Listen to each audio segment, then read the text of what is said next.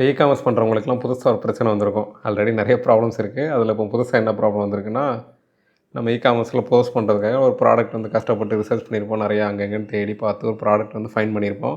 அந்த ப்ராடக்ட்டையும் வந்து நம்ம ஹோல்சேலில் பர்ச்சேஸ் பண்ணியிருப்போம். ஒரு அமௌண்ட்டு கொடுத்து பர்ச்சேஸ் பண்ணி நம்ம ஒரு ப்ராஃபிட் வச்சு லிஸ்ட் பண்ணலான்னு போனால், ஆல்ரெடி அந்த ஆல்ரெடி அந்த ப்ராடக்ட்டை வந்து நம்ம ஹோல்சேலில் வாங்கணும் இல்லையா? அதே ப்ரைஸுக்கு அவங்க ஆல்ரெடி சேல் பண்ணிகிட்ருப்பாங்க. இல்லை அதை விட கம்மியாக சேல் பண்ணிட்டுருப்பாங்க.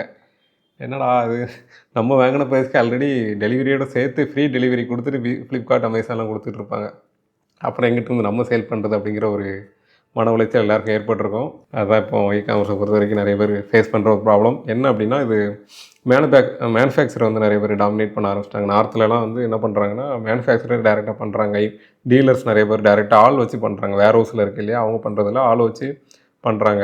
அவங்களும் டேரெக்டாக இ-காமர்ஸ் பண்ண ஸ்டார்ட் பண்ணிட்டாங்க. ஸோ அவங்க சைனாலேருந்து டேரெக்டாக இம்போர்ட் பண்ணலாம். ஸோ அவங்களுக்கு ரொம்ப கம்மி ப்ரைஸில் கிடைக்கிறதுனால குவான்டிட்டி பேஸ்டில் பண்ணுறாங்க. எனக்கு கம்மியாக வந்து ப்ராஃபிட் வந்தாலும் போது நிறையா ப்ராடக்ட் சேல் பண்ணி அதுலேருந்து எனக்கு ப்ராஃபிட் வரட்டும்னு ஆள் வச்சு பண்ணுறாங்க. ஸோ அதனால் நம்ம ஒரு அவங்ககிட்டருந்து இங்கே வந்திருக்கோம். சென்னையில் ஒரு ஹோல்சேலர் வாங்கியிருப்பார். ஸோ அவர் ஒரு மார்ஜின் வச்சு இவர்கிட்ட கொடுத்துருப்பார்.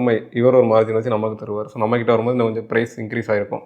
ஸோ அவங்க டேரெக்டாக போடுறதுக்கும் நம்ம இந்த இத்தனை பேர் கை மாறி வந்து வாங்குகிற ப்ரைஸுக்கும் மேட்ச் பண்ணும்போது ஆல்ரெடி ஃப்ரீ டெலிவரியோடு கிடச்சிருது அவங்களுக்கு கஸ்டமர்ஸ்க்கு. ஸோ இப்போ இதான் ஒரு பிரச்சனையாக இருக்குது. எங்கேருந்து ப்ரொக்யூர் பண்ணுறது, இதை விட கம்மியாக எங்கே ப்ரொக்யூர் பண்ணுறதுன்னு தெரியாமல் முழிச்சிட்டு இருக்காங்க. ஆல்ரெடி கம்மியாக கொடுத்துட்ருக்காங்க. ஸோ இதை விட நம்ம எங்கேருந்து கம்மியாக கொடுக்குறது அப்படின்ட்டு எந்த ஒரு ஃபீல்டாக இருந்தாலும் இந்த மாதிரி மொனோபொலி நடக்கும்போது அது கீழே இருக்கிறவங்க தான் பாதிக்கப்படுவாங்க. அதே மாதிரி இ-காமர்ஸில் இதை பண்ண ஆரம்பிச்சிட்டாங்க.